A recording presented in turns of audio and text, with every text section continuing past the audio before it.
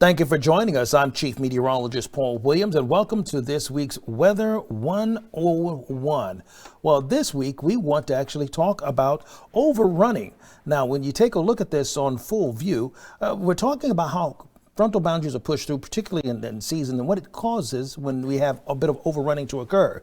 Now, when we're talking about overrunning, we're talking about an advancing warm air that hits cold air already in place. In other words, we already have cold air, or cold fronts pushed through, and then we have a warm front that's going to overrun this cold air.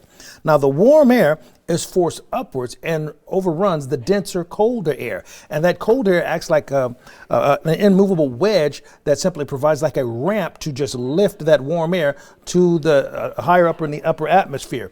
Now, when that occurs, the warm air cools as it rises, causing moisture in the air to condense into clouds and precipitation. Eventually, the warm air cools down enough where the clouds and precipitation, can't form. Typical conditions, you have cooler temps, steady light rain, thick low clouds, fog, or mist that can occur.